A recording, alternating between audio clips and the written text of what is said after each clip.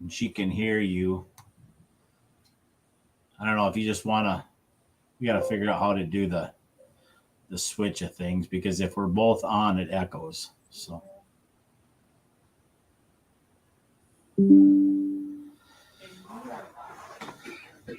what? We're good. Hey, everybody. Welcome to Tech Talk Tuesday with Scotty Too Hottie. Scott is the Motorsports Director for Premier Lubricants, and they are representatives of Sunoco and Champion products. And tonight we are going to discuss basically oil for diesel engines. So, Scotty, take it away. Yeah, good evening, everyone. Welcome back. There's been a few questions this week on some of the engineering and petroleum societies, so we're going to start with that. But tonight's topics, we're going to look at a couple products. We're going to look at a Sunoco 2050 diesel engine oil, and we're going to look at the Champion Classic Blue Flame, which is a 1540 high performance diesel oil. And before we do that, we'll get into TBN, the total base number, and what that means and how that refers to a product data sheet, and how years ago that number was important for selecting a high quality diesel engine oil. So with that said, we'll try to move along and not be as long-winded tonight. But the first thing is, we had some questions during the week about some of the vocabulary with the society groups like engineering, so like API for one. But thought we'd just go real quick for them, because you see these more and more every day. Because unlike 10 years ago or even 5, we're seeing more spec oils, and not only in the States here, but European spec oils are becoming more and more popular. So we're going to just go through this list pretty quick, and if anyone has a question, please stop us, or Doug, let me know. But so the first one is the ACEA, which is the Association of the European Automobile Manufacturers. The second is AGMA, which we're real familiar with. That's the gear. So that's the American Gear Manufacturing Association. So if you were to look at any product data or a viscosity chart, you see the AGMA gear ratings on that chart. API, which is the most popular that we would see, or everyone will see, is the American Petroleum Institute. The next one is the ASTM International, and that's actually a test engineering group. So that's Good. American Society for Testing and Materials. So you'll see a lot of times the test measures for oil, or like especially in the diesel world, it's good for John Deere, so to speak. They have the ASTM rating, or the test measure, so to speak. That's how they find that. EMA is the Engine Manufacturer Association. The ILSAC we talked about last week. That is the equivalent to the API in Europe. It's the International Lubricant Standardization and Approval Committee. So basically, that's, like I said, API does all the American specs. And then over in Europe, it's the ILSAC does that. One that we're starting to see more, and if you ride motorcycles side by side, wet clutch stuff, so it's JASO. That's the Japanese Automobile Standard Organization. That group started years ago with motorcycles, and of course, we're starting to see a lot of like Toyota, for instance, and some other manufacturers into these 1.5 liter engines that are hybrid that have EV assist. So that's where you'll start seeing the JASO spec. And also LV or ULV is ultra low viscosity and low viscosity. So those things are coming to the forefront very quickly with the smaller engines.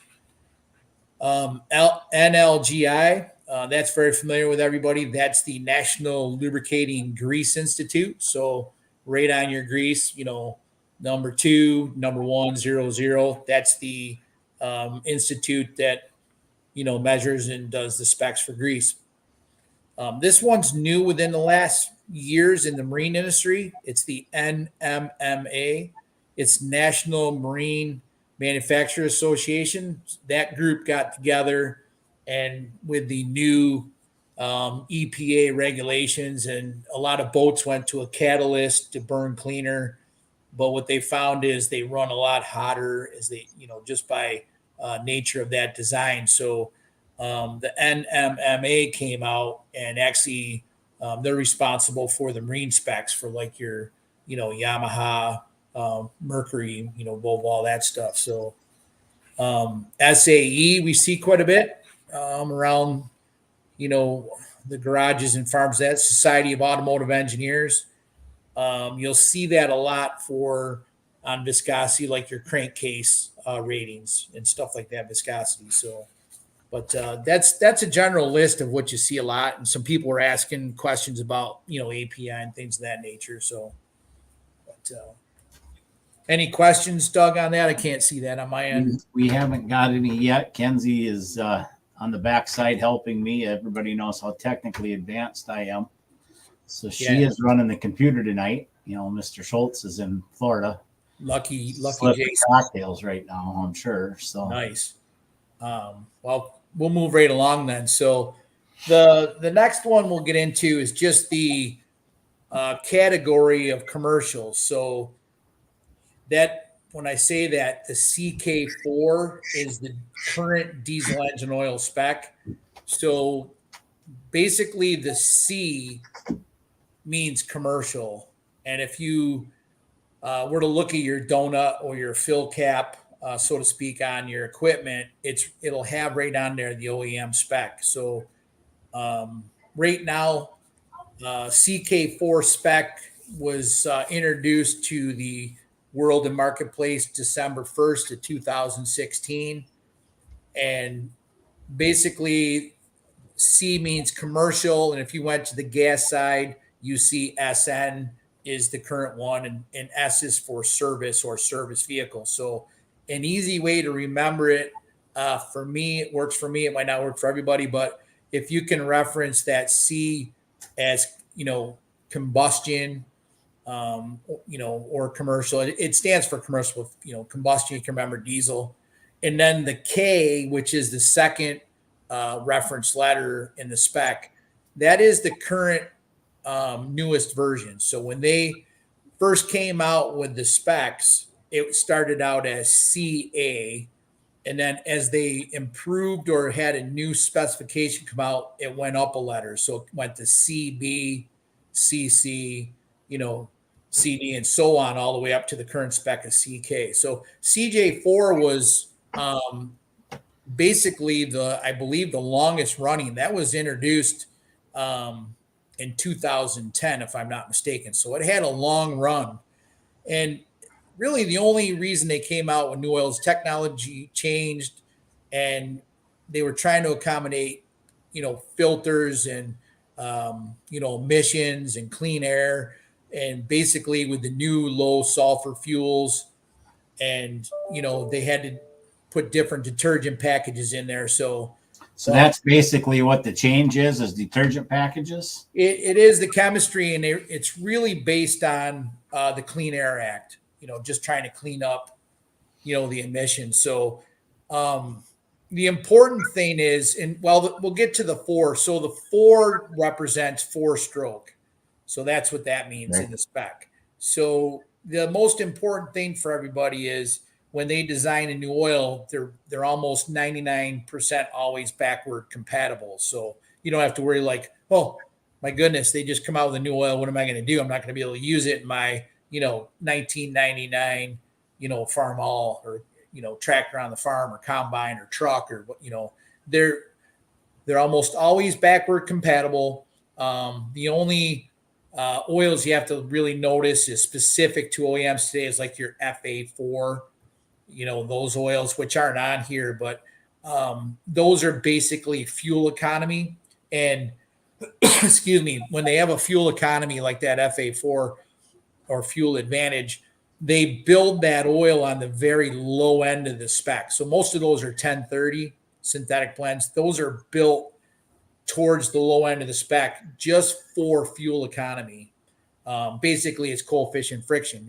The thing is, if you're swimming in honey or swimming in water, there's less resistance. Same thing in an engine, diesel engine. they built it down on the low with the tighter tolerances. There's less friction as that crank's whipping in there. So, but the CH4 and the CI4 are very common for in the 90s. And also, what's important about them is those are the oils that in the pull-in world, as far as diesel engine oil, we're not talking racing oil, we're talking diesel engine oil. Those are the spec oils you want to look for. So in the 90s, they had a really good zinc package, and that was with the antioxidant, and also they had a good detergent package, but it's nothing like today. They flip flop like we talked last week. The oils of today, in diesel or heavy duty engine oils are referred to HDEO. They have lowered the zinc package parts per million and increased, the detergents and dispersants and all those additives that control soot and acid better. So, but the two oils that we're going to get to tonight, the one Sunoco and the one Champion, those oils are both CH4, what we would call old school, but those were very good oils back in the 90s that could really take, high shearing, high load for towing, pulling, really the workhorse of the diesel world back then. So, but if you notice on that, document that's up on there now, you can go back. So the bottom one on the very bottom, it's highlighted there, CA, when they first came out with the diesel engine oil spec was in the early 50s. And then, as you go up, as I say, that second letter was every time they had a change, they, became a new letter. So like your CF2 and CF4, they came out with a basically the 2 represents 2-stroke. So when you see the 4, it's 4-stroke, the 2 is 2-stroke, and that was in the 90s, to cover all the bases. But like CG4, CH4, those were all in the mid 90s. I mean, CG4 was introduced in 95. They came out with a new formulation in 98. That was a CH4, and then that lasted till about 2002. And then CI4 came out in 2002. That was about 8 years. New standards come out for cleanliness and EPA regulations. Then CJ4 was probably the longest runner. It was around for quite a while. So in the 90s, there was a lot of advancement in oil. Does that have correlation with synthetics? More correlation with EGR and filtration and now current, diesel particulate filters and all the filtration stuff, the goodies that, help clean the air, the exhaust coming out, the carbon monoxide and nitrous and, NO2, I guess.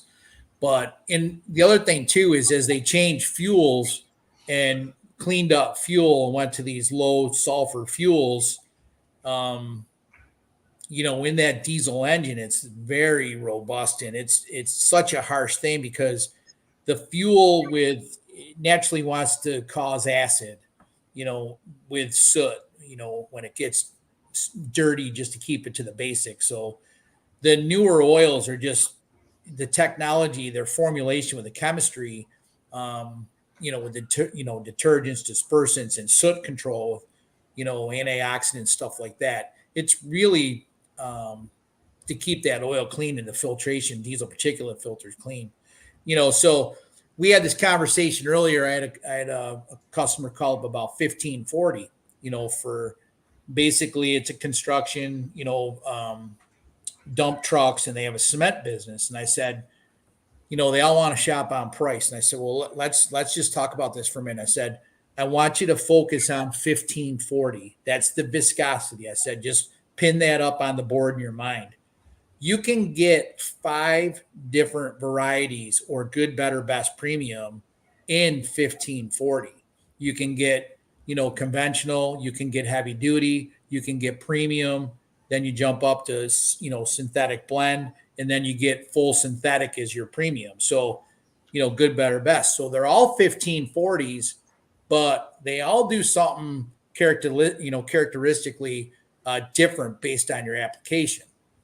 So a couple things, pulling is a whole different animal, but when you're on-road, off-road, or fleet, the number one thing that kills diesel engine oil is idle, and maybe you could argue startup. I mean, those are the two harshest things that kill diesel engine oil, just degrades and degradation, So, if you're running over the road, you can run your oil a lot longer. I mean, I have customers who run 75,000 mile oil drain intervals. They do filter, obviously changes and stuff like that. But if you're running garbage trucks and school buses and dump trucks and stuff like that, where you're sitting idling or short runs or, just dirty, you're only going to run anywhere from 5,000, miles to maybe 15,000 if you're lucky.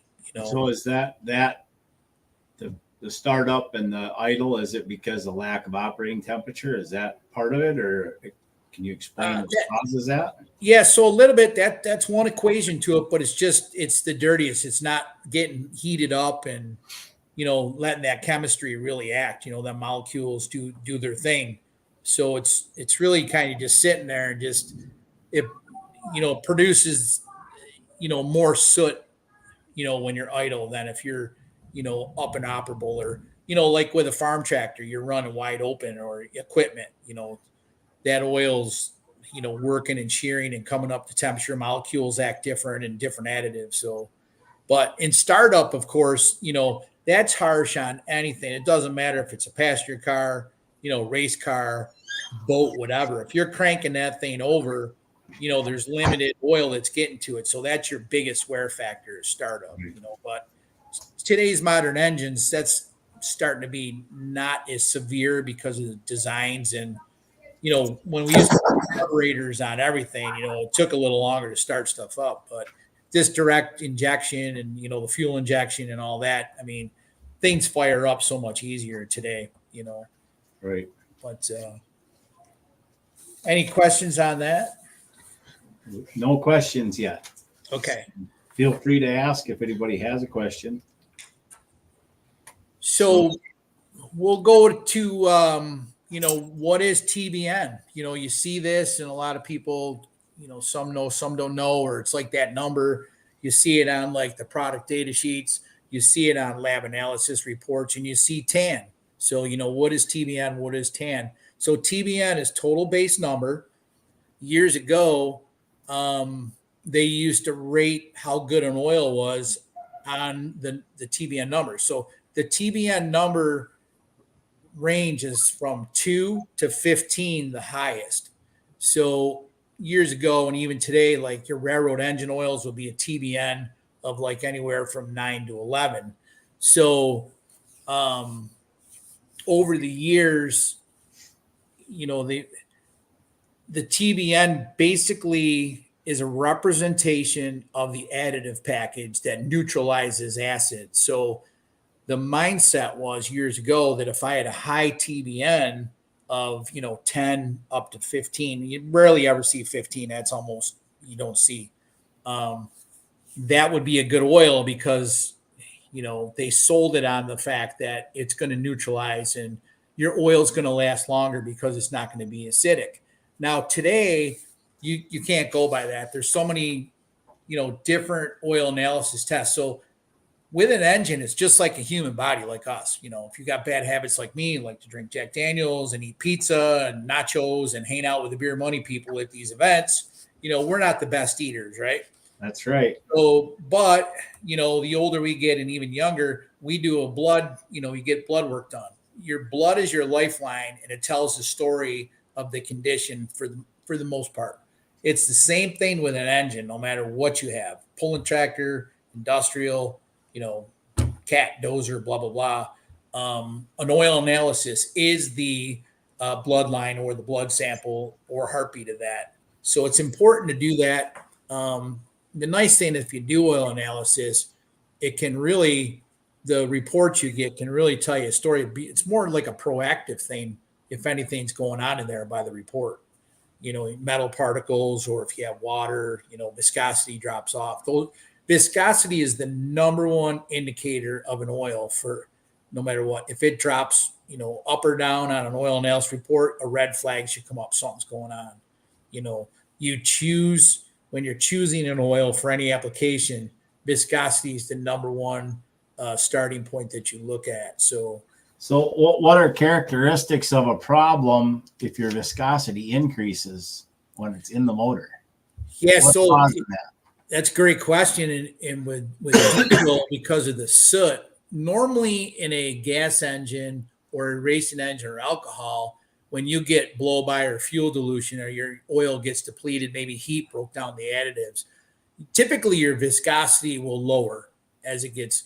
But when you go over to the diesel world, there's some cases where because of the soot and the acid and it can skew the testing, sometimes you can have higher viscosity. So, you got to know where your benchmark is, where you start, what flavor. Like if you're running 1540, you need to know where that, starting point is. But when diesel gets dirty, it can do some strange things how they test it. So, but, the total base number is basically represents like the quantity of acid, in milligrams, basically potassium hydroxide, that requires the additives to neutralize it in the oil. So, the function of the detergents in the oil really boil down to two things. So it controls deposits in the hot parts of the engine, such as pistons, turbochargers, and bearings. And it also neutralizes, the acidics or the acids from the combustion from the fuel. And that's corrosive. So we talked last week a little bit, and there's no right or wrong answer when you go to pulling.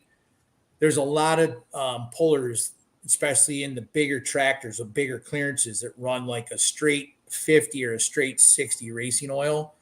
And, it has a lot of zinc in it for starters, but also, to maintain some, your oil pressures, you got to go up in viscosity, or you're going to have some serious problems. So the problem is, well, it's not a problem because those guys are changing their oil frequently.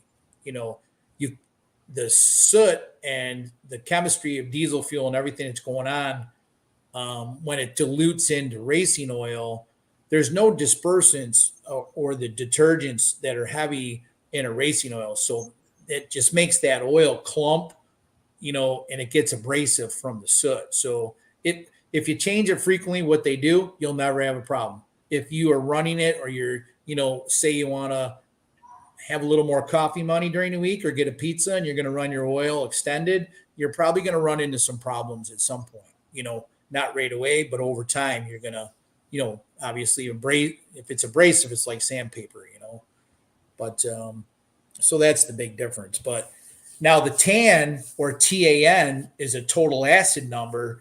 And that is actually what you would see on your oil analysis report. So if you, took a sample out of your truck or tractor, you just want to see, how things are going. If you're having some bearing wear or anything going on in there, you would see with the diesel engine oil lab analysis report TAN or total acid number. That's super critical because you can tell by that number the life of that oil, how it's degrading.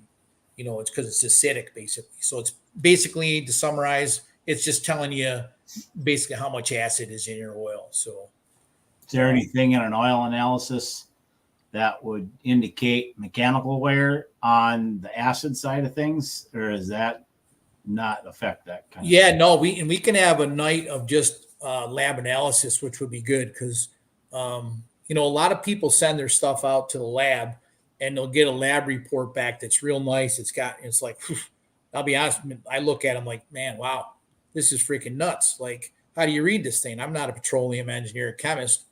Well, they go by, basically people look at it and it's like, okay, it's green, yellow, or red. Green means everything's okay. So that's cool, even though you maybe not know what the vocabulary is. And then yellow is, hey, it's okay, but it's starting to have an issue. So, take a look at it. Red is critical. So you have a problem. So the things that, like I said earlier, that'll be important in that would be like if the viscosity drops off or increases, and it's flagged red, that's definitely a problem that the oil is depleted or it's wore out. Other similar stuff is like, if it's got aluminum, metal particles they look for. They look for water, so if you have water, a lot of times, we know where that comes from. But, Right. Different metals in the engine is, especially if you go off the pulling track and go to like your on-road, off-road, it's incredible what that'll tell you. Now, the cost of, equipment today, if you have a good lab analysis program and are proactive, you can actually increase the value for resale of your equipment or, mechanical. You can have trends like, okay, hey, we need to start doing a little bit of maintenance on, piece of equipment 101 out there. So, but it's, I recommend to people, if it's not a habit now, even if you did it once a year, get a benchmark. And when you send a lab analysis into any third party lab, send a little 8 ounce or, a lot of them will tell you what they want. Take that virgin oil and send a sample right in, with your used oil. So what they'll do is they'll do a report and tell you how clean or, the quality of that bait, your oil. And it's good to know because that's your benchmark. And then from there, you send in your used oil and that'll tell the story. It's like, oh, you know what, something's going on. Especially if you're losing a bearing or something, right. It's super critical. It can save you a bunch of money. If you can save an engine or, in the pulling world or any world, but in the pulling, especially the cost, if you can save an engine from, premature failure, that's huge, especially today, because parts, you never know. Some parts, if you break, you might be done. You might be sitting for the rest of the season. You never know. Right. So, but there's plenty of test measures on lab analysis, and we'll take a night. I'll make a note of that, and we'll dissect the lab analysis report.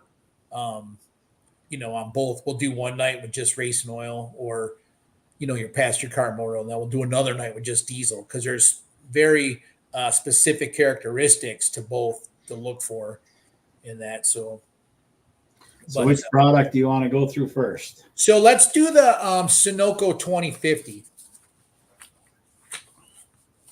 So the Sunoco Fleet 2050, and when you go into the pulling world, especially diesel, you don't see all the time, it's a high performance racing oil, or it's a high performance this.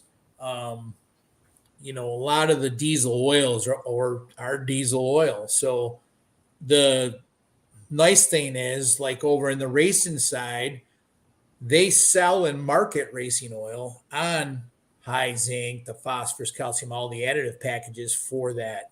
When you go to diesel, a lot of these oils, like this is a 2050. It's just basically a high quality diesel engine oil that's made for that condition. So in anything in the lubricant world, you want to have the mindset of light chemistry. So if you're running, diesel fuel, the best, and I'm not saying racing oil is wrong, but the best thing is light chemistry is diesel engine oil. If you have a shop and you have parts and you're, using honing oil and stuff in there to wash that off, yeah, a water soluble, water cabinet will work and take off honing oil or cutting oil. But the preferred chemistry is actually a solvent base, because, it's petroleum based, your solvent. So not saying it's wrong, but I'm just throwing out that scenario.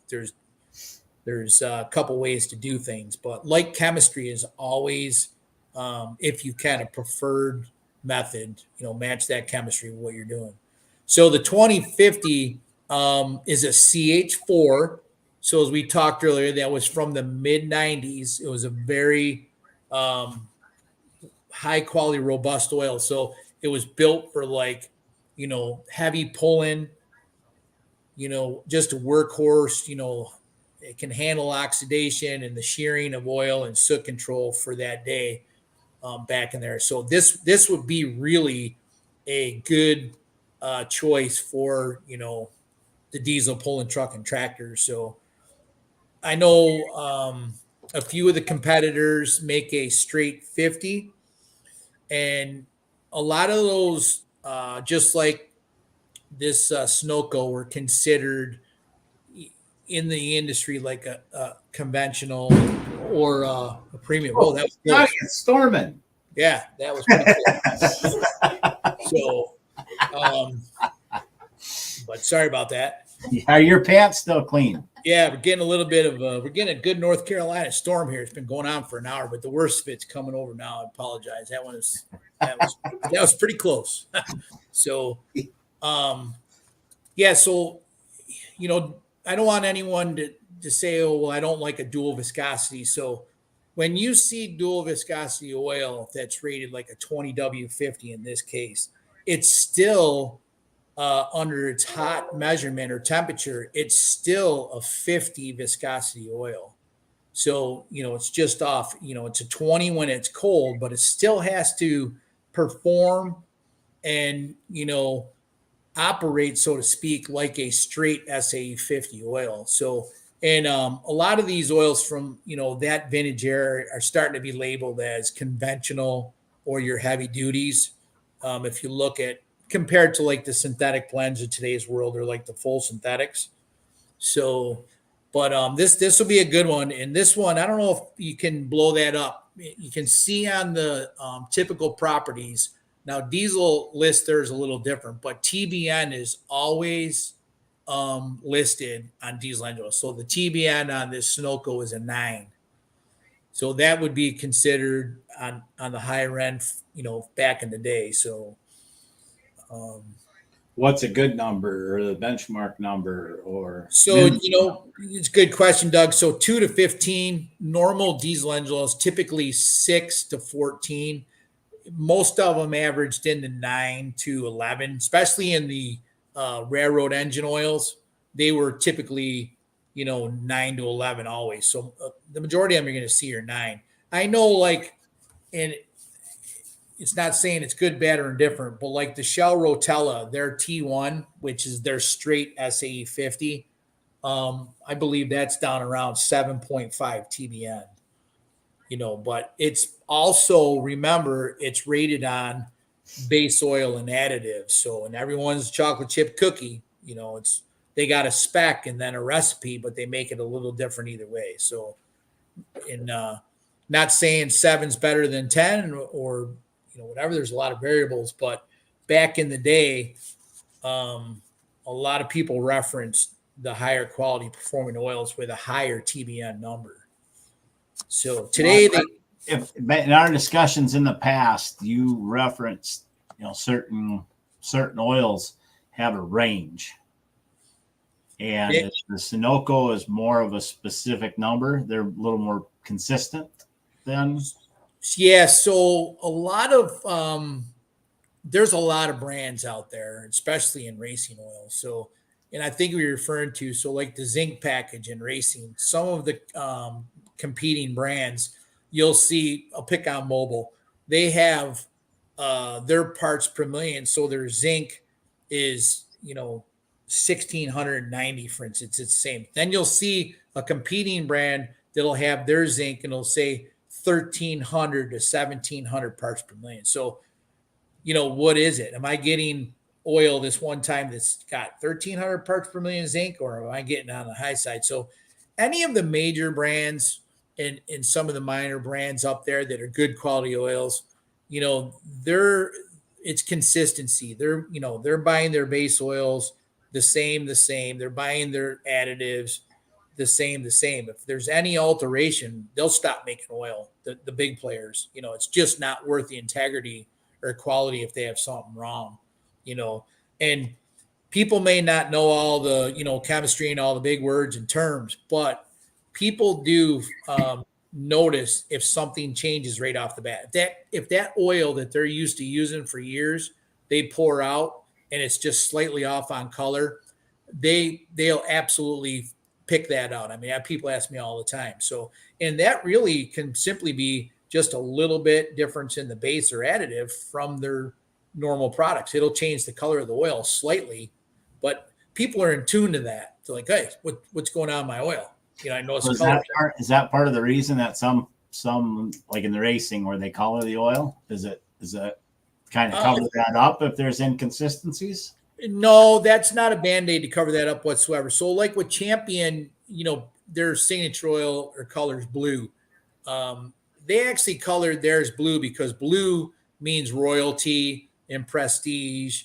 And so that kind of represents quality and performance. So, obviously royal purple, they color it royal purple, a lot of them basically because of the name, um, years ago they would color, they still do. So if you go over to non-pulling stuff, like if you go to, up in your area, Doug, snowplow oil, Yeah. they color snowplow oil different color than transmission oil. Transmission oil is typically always red.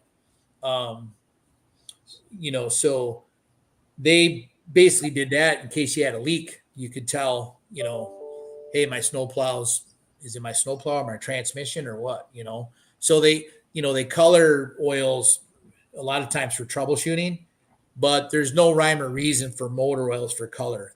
They don't do it to Band-Aid or mask anything. It's just more of a novelty, I believe Schaefer's is a green, more of a greenish, and there's a lot of competitors that have different colored oils. So, but this Sunoco one be a good one. It's a good quality oil. We stock that, and it's over at Premier, if you use Beer Money Pulling Team promo, you get 15% off. And BMPT. And I know a lot of people, it's getting end of the season and stuff, and we get that, we know that, but now it's kind of a planning stage. You get PRI in December, and then we don't have a lot of downtime anymore in motorsports. So testing too. I know a lot of people don't use a product till they can run it through the dyno. Yeah, exactly. How's the time? This product is available in gallon jugs and barrels, correct? Right now. Yeah. Yep. Sales are coming. They're coming. Yep. We have a few in stock right now. And we have more coming. And don't forget, we're just not racing high performance oil. We're a full bumper to bumper lubricant distributor. So, I mean, as far as like the starting fluids, brake cleans, anything you would need for, the pulling team or motorsports team, and, back home at the farm or the shop or anything, we have all that as well too. So, but, so the next one, any questions on the Sunoco product? Kenzie's shaking her head no. All right, so very popular tonight. Yeah, it's a lot going on, right? A lot going on. So, so the next one is the classic Blue Flame. So this is an interesting one. So, a lot of people know Diesel Motorsports. Ron Knox runs that series. Been a pretty good, nice series for a lot of years. So Ron is, resides in Kansas, over Kansas City area. And years ago, Ron came. So Ron's Diesel Motorsports series, if not everyone's familiar, they do a lot of diesel drag.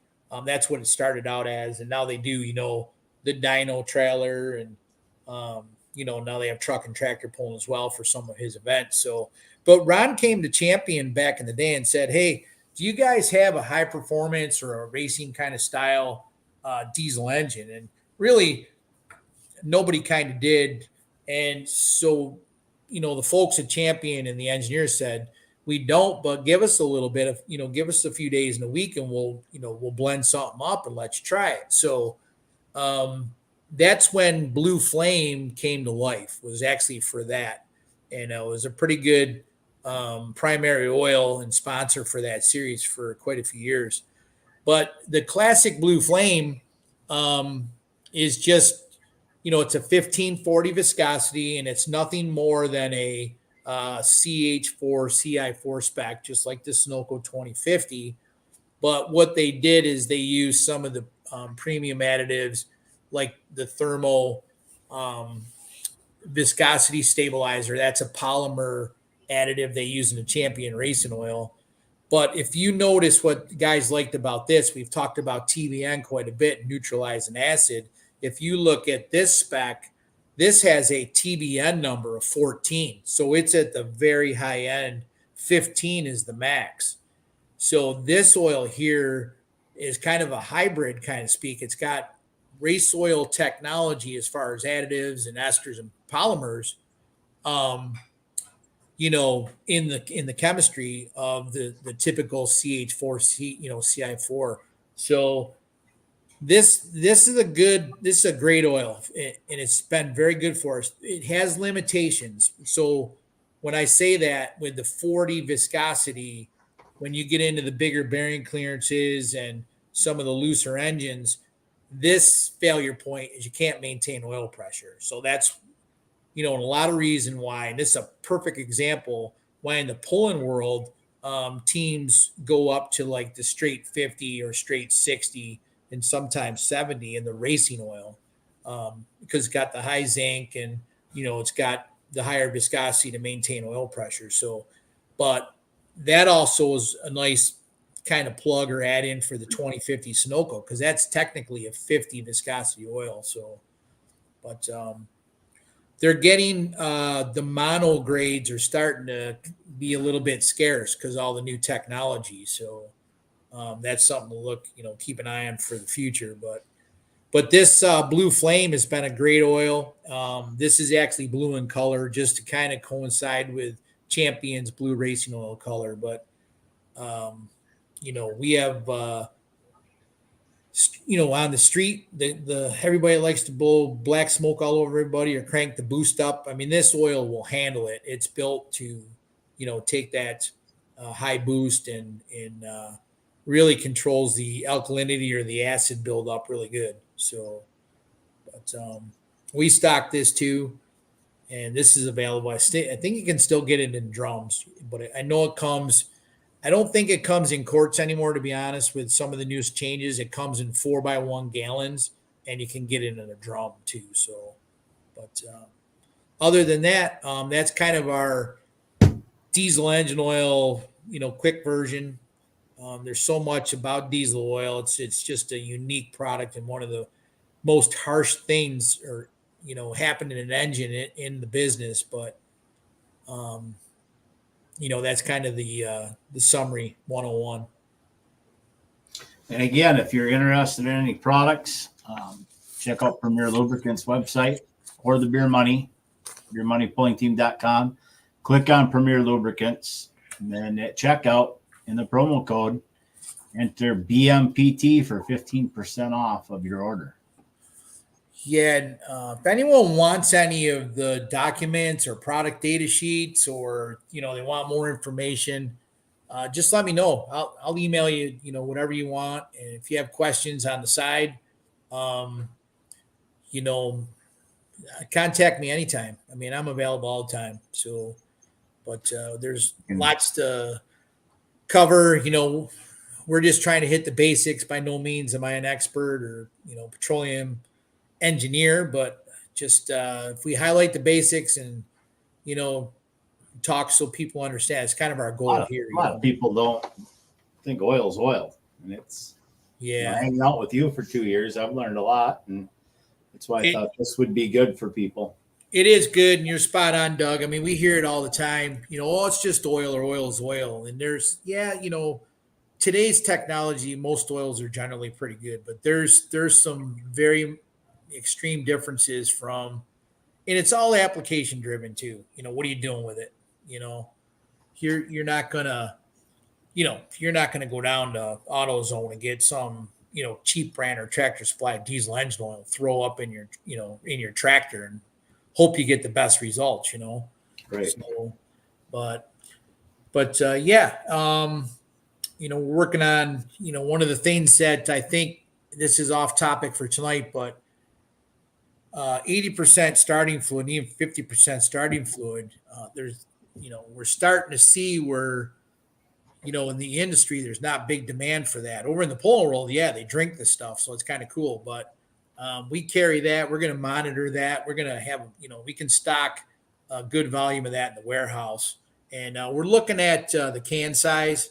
It's been brought to my attention by several people, no names, Doug, that the 7-ounce cans are more popular than the 11 and 15-ounce cans, and rightfully so. We've talked about it throughout the summer, and they're just easy, more manageable, and easier to control the mist. Well, and it takes so much pressure to get that product out of a big can that it can be hard to control. Yeah. I'm speaking from experience on that. Yeah, and you're spot on, Doug. Too. Yeah. It does. It takes to get the fluid, or, out of the bottom. It's got a little bit of, zip behind it, and a lot of times when you get down half can or whatever, it's kind of feels like it's just dripping out a little bit. You're wasting it. So, but we're looking at that right now. Having that manufactured in a 7-ounce smaller can, for 2024. Right. But yeah, if anyone's got any questions, if I missed something, or reach out to myself, Doug at beermoneypullingteam.com, or Facebook on Messenger.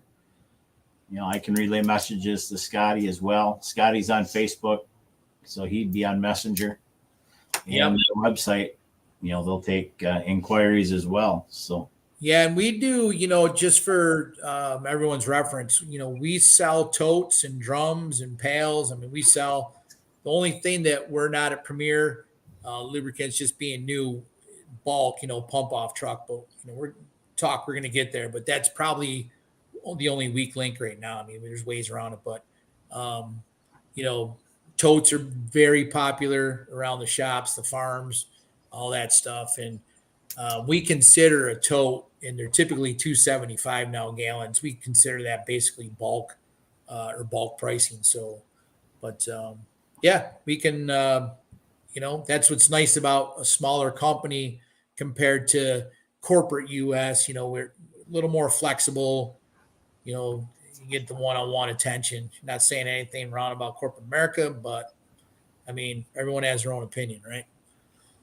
So, but no, thank you. Appreciate it. And if you guys want a topic for next week, or Doug, if you have one, just let me know.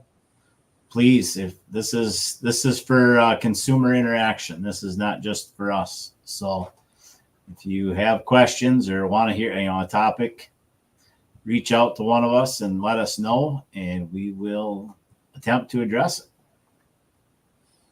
So sounds good. Till next week, Tuesday night, 6:00 Central Time. Tech Talk Tuesday with Scotty Too Hotty.